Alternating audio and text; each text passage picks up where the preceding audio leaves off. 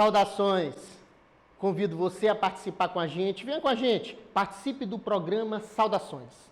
Todo sábado, às 8h30 da manhã, na tela da Band.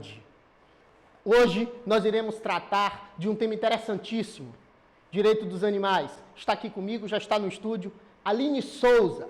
Você que tem o pet, quais são as formas que você deve lidar com o seu animalzinho? Além de amor, você tem que dar cuidado, atenção e muito mais. E aquele terceiro que não está cuidando do seu pet, aquele animal abandonado na rua, tudo isso, o que eu devo fazer?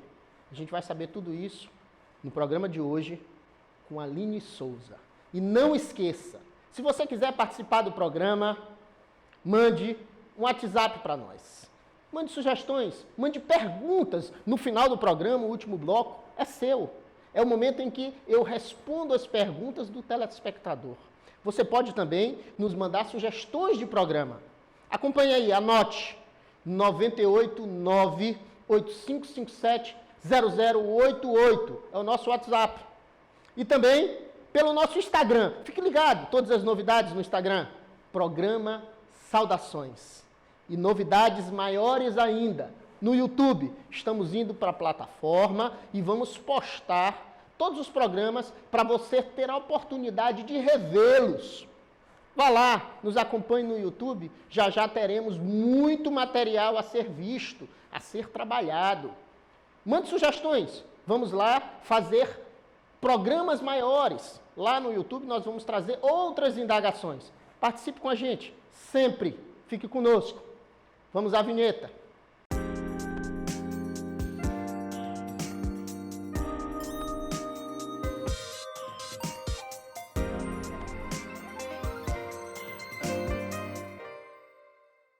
Saudações! Estamos de volta aqui no estúdio para falar sobre direito dos animais.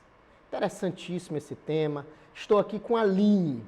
Aline é advogada, é vice-presidente da Comissão de Desenvolvimento Sustentável da OAB Maranhão, mestra em Filosofia do Direito pela Universidade de Coimbra, em Portugal, é diretora da Rede Ágora, pesquisadora e ativista de proteção dos direitos dos animais. É um tema que me agrada demais, eu tenho vários pets em casa, vários bichinhos, tenho gato, tenho cachorro, tenho passarinho, e, assim, meus filhos adoram, e é uma satisfação conversar com a Aline. A Aline é uma pessoa que eu amo, que eu tenho um carinho, assim, surpreendente, fantástico, a vida toda, certamente. Aline, já vou lhe fazer a primeira pergunta. É uma satisfação ter você aqui, mas já lhe faço a primeira pergunta. Maltratar um animal é crime?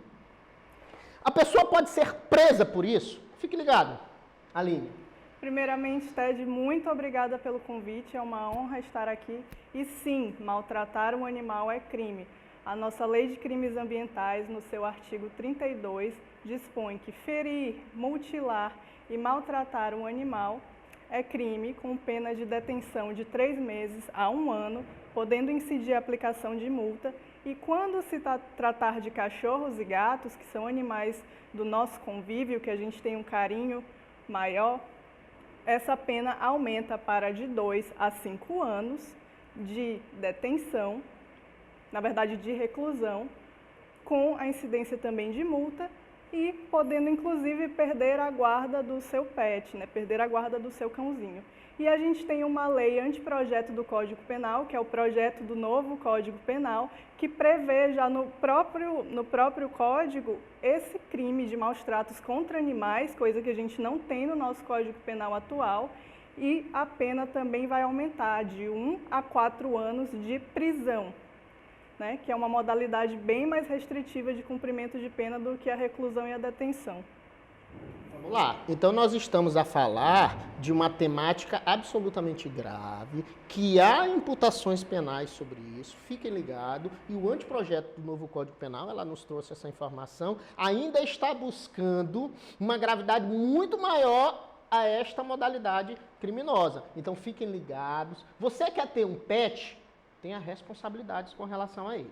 Mas eu quero lhe fazer mais algumas perguntas sobre o tema, as perguntas são muitas.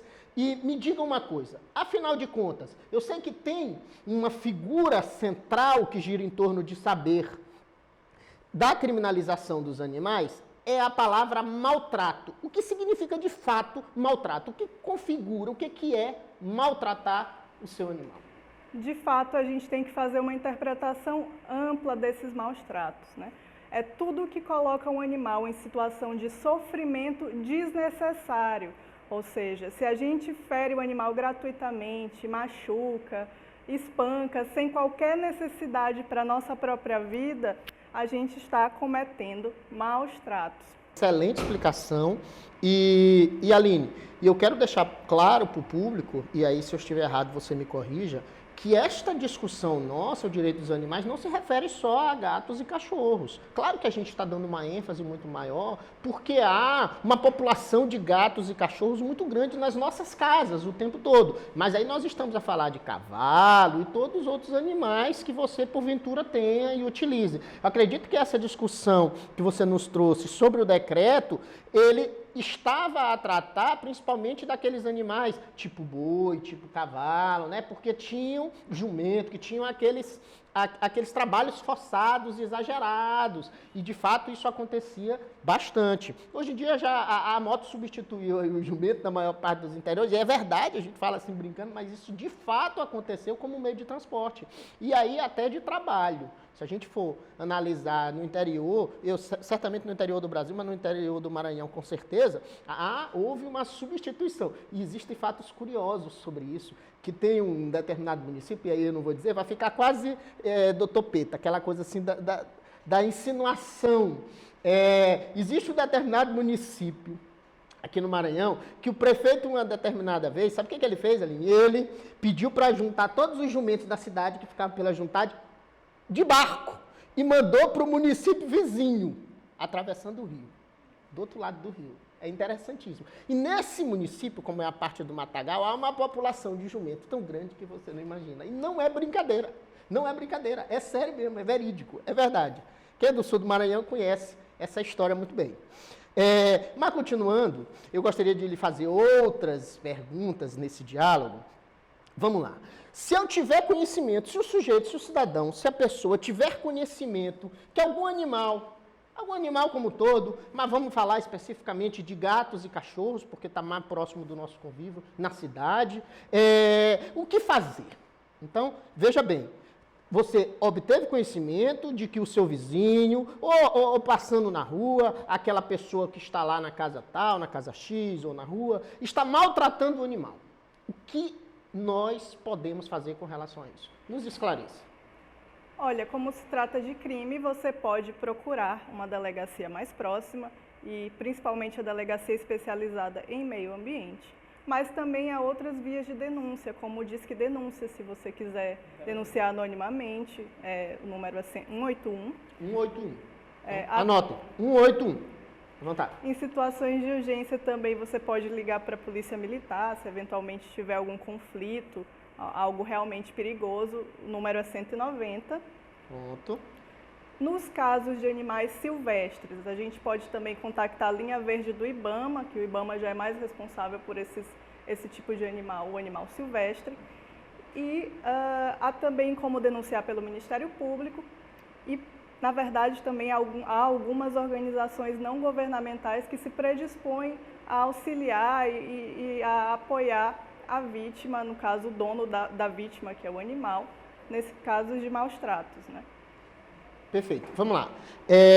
Você viu que existem vários caminhos, vários meios de denunciar, mas eu quero especificamente tratar, para que o público entenda melhor, o que seriam os animais silvestres. Os animais silvestres são todos aqueles que nascem livremente na floresta, em seu habitat natural ou não, né? Eles podem ser nativos ou não. Diferente do animal doméstico, que ele foi condicionado a conviver com o ser humano, a conviver em ambientes domésticos juntamente com uma família, ou ele já é mais docilizado. O animal silvestre não. É aquele animal que está mais na natureza. Me diz uma coisa, é uma pergunta que parece boba, mas eu tenho certeza que você que está em casa pode estar com essa dúvida. Aquele cachorro criado na rua, seria um animal silvestre? Não, porque o cachorro ele foi também condicionado, inclusive geneticamente, a conviver com o ser humano. Então ele é um animal doméstico, porém abandonado. Pronto. Dê um exemplo para nós de um animal silvestre. Por exemplo, uma iguana que vive naturalmente na natureza sem precisar de auxílio do ser humano, um tigre, animais que podem viver livremente da natureza sem precisar da nossa ajuda para sobreviver, diferente de um cachorro, de um gato, de um papagaio que mora numa gaiola, por exemplo. Fique ligado você que tinha aquele costume antigo, anos atrás, eu sei, de se alimentar de iguanas, você não pode fazer isso. Preste atenção. Isso acontecia muito na infância. Aline, vamos agora para o próximo bloco. Eu convido a todos a ficarem sempre ligados. Fique ligado com a gente, fique aí do outro lado. Não esqueça, anote aí, mande para nós, mande perguntas, mande sugestões de programas. E mande perguntas para a gente responder sempre nos últimos blocos. 989-8557-0088. Esse é o nosso WhatsApp, é o seu WhatsApp. E também nos acompanhe pelo Instagram. Veja lá todas as novidades em tempo real. Programa Saudações. E no YouTube, você pode, no futuro, assistir esse programa no YouTube para entender mais, para observar melhor, para passar para o seu colega, para que todos conheçam dessa temática. Programa Saudações com Ted Anderson. Vamos fazer um breve intervalo e já voltaremos com a Aline Souza.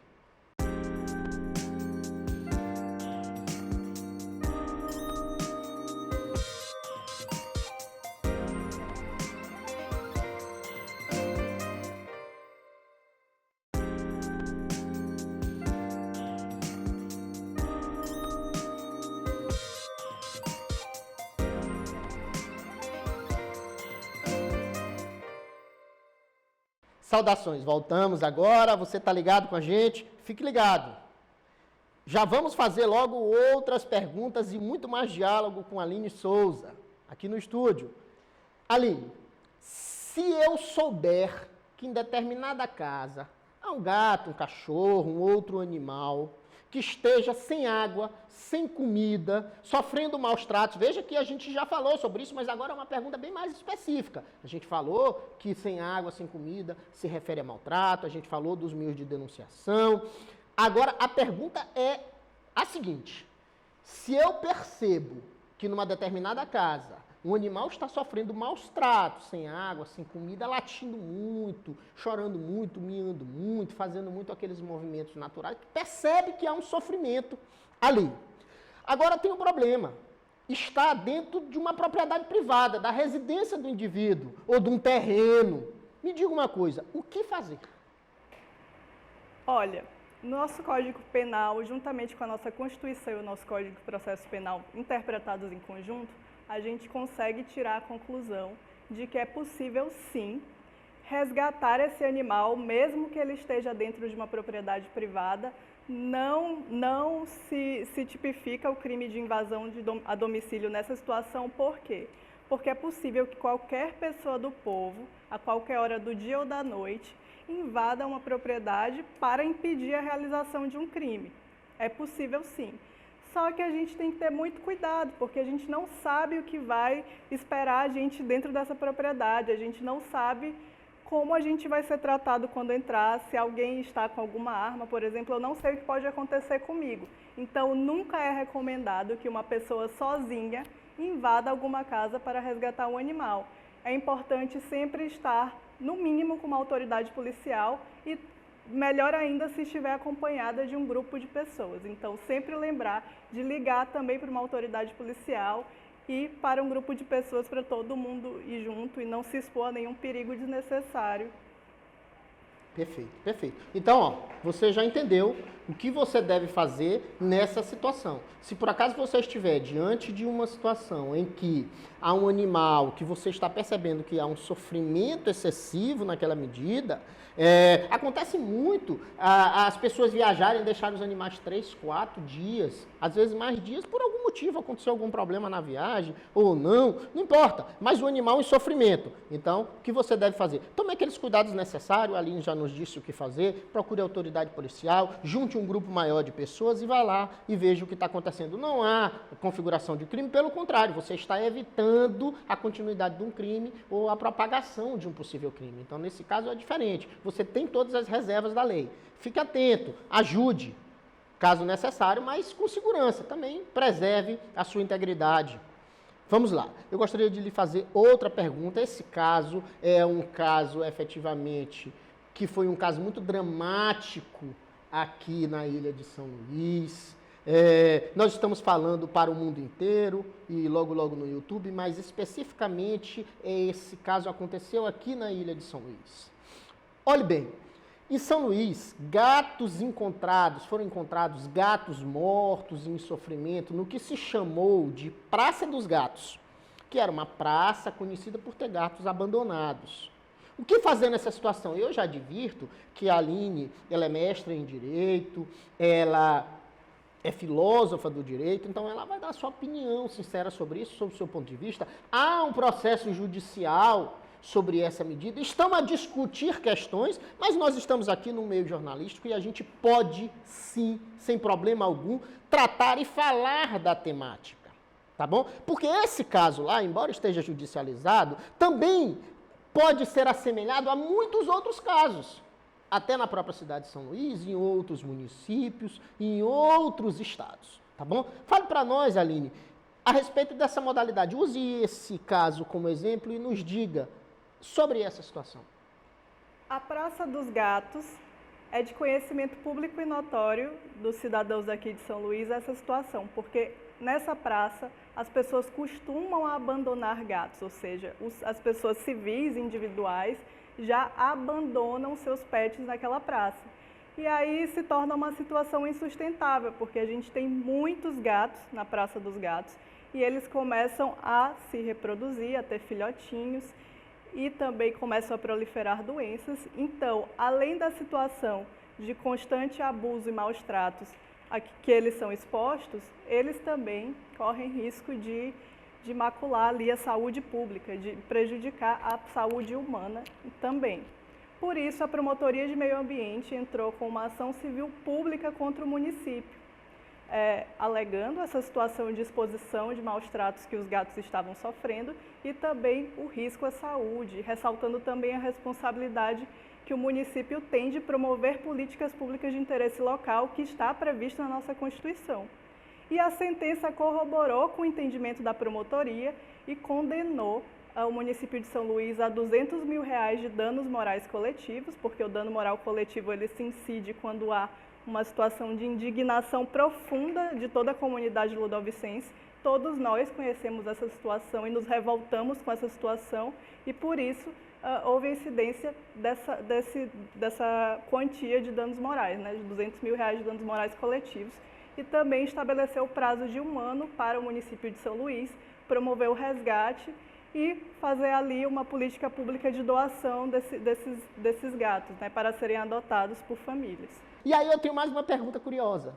Na Praça dos Gatos tem só gato? Tem cachorro também? Como é que é?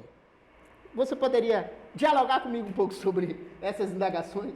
A última pergunta, que é a do cachorro, eu vou logo responder. Tem um cachorro e geralmente quando esses gatinhos são assassinados, botam culpa no cachorro. Eu acredito que não seja o cachorro que mate todos os gatos, porque quem tem cachorro e gato sabe que o cachorro não vai sistematicamente matando de gato em gato. Então eu acredito que isso seja muito mais uma ação humana, né? Quanto à primeira pergunta sobre a responsabilidade compartilhada entre os entes federativos, eu acredito que se trate de uma situação municipal, de interesse local, que o município tenha conhecimento e controle. Então, eu acho que é mais adequado se responsabilizar o próprio município por esse tipo de situação, porque ela é uma situação bastante local do nosso município de São Luís. Pronto. Agora me diga uma coisa, essa indenização ela vai ser usada para construir aí essa praça, para não sei o quê, ou não? Ela vai ser utilizada para se promover essa política pública de resgate, de tratamento e adoção, né? Quem vai fazer isso? O próprio município. Ah, o próprio... Então, esses R$200.000 que foi condenado, ele vai usar para... nessa Perfeito. causa. Perfeito. Então, vamos lá. Mudando completamente de assunto, é verdade que eu posso deixar a minha herança para o meu animalzinho?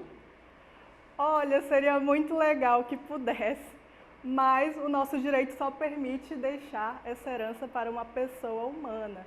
Mas o que advogados fazem, o que a gente deu a ideia ali para pessoas que estão interessadas em deixar sua herança para o seu pet? Você pode nomear por testamento um legatário, uma pessoa responsável que você confia para cuidar do seu animal, e aí você destina a parte que é possível destinar da sua herança para esse legatário promover os cuidados do seu animal. Mas você também pode nomear uma fundação ou uma associação que trabalha em defesa dos animais para cuidar do seu pet, e aí você destina também essa parte do seu patrimônio para essa fundação. Pronto. Eu ainda gostaria de fazer mais uma pergunta. Eu sei que a gente está com o tempo estouradaço, mas ainda assim eu vou abusar um pouquinho mais da linha aqui, porque eu quero indagar uma questão interessantíssima. Animais sendo usados em entretenimento.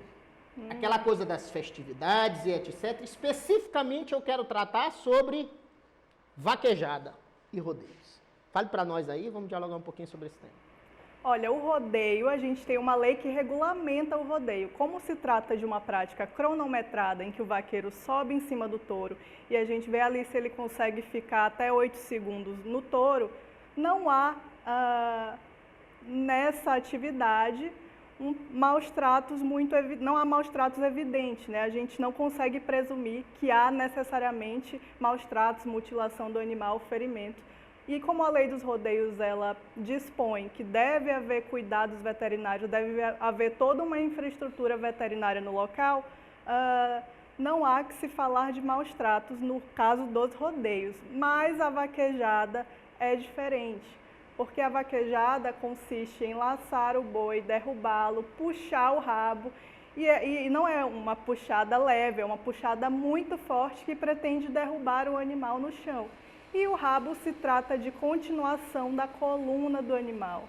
O rabo ele não é uma parte sem osso, na verdade é a continuação da coluna, então muitas vezes há o deslocamento desse rabo. E por haver o deslocamento, o animal depois da vaquejada fica sem andar. Então, é entendimento de muitos veterinários, assim como de alguns dos próprios ministros do STF que já deram parecer sobre essa questão, de que a vaquejada é inevitavelmente cruel, né? É um sofrimento desnecessário que o animal passaria. Contudo, a gente tem outros posicionamentos que classificam a vaquejada como um esporte, como uma tradição cultural, que está resguardada também pela nossa Constituição, e que, como se trata de uma prática da fazenda, né, que veio da cultura do vaqueiro, do fazendeiro, é meio que totalmente contraditório proibir a vaquejada, já que essas práticas acontecem de qualquer forma nas fazendas. Perfeito. Esse tema é um tema interessantíssimo. A gente que é do direito conhece. Eu, como constitucionalista, acompanhei a temática, acompanhei a discussão e verdadeiramente a gente vai continuar esse papo lá no YouTube. Depois que você puder assistir esse programa no YouTube, rever o programa no YouTube, você terá a continuidade desse diálogo. Nós vamos falar sobre isso, especificamente sobre isso. Nós vamos fazer um diálogo, eu e a Aline, para tratar profundamente sobre essa temática. Aline, eu gostaria de lhe agradecer pela participação. Foi um prazer estar aqui. Efetivamente, a gente estourou todos os tempos possíveis, mas foi uma delícia fazer esse programa com você. Foi uma satisfação. Deixa aquela mensagem rapidinho aqui, mande um beijo para o nosso telespectador. Pessoal, muito obrigada. Eu agradeço muito pelo convite e espero ter ajudado a esclarecer várias questões aí que vocês têm. Gente, não esqueçam, fique com a gente. O próximo bloco, pequenininho, a gente conversou tanto aqui. Próximo bloco, eu irei responder perguntas do WhatsApp e fazer aquele encerramento gostoso, aquele diálogo só entre nós. Já já voltamos, é bem rápido. Grande abraço.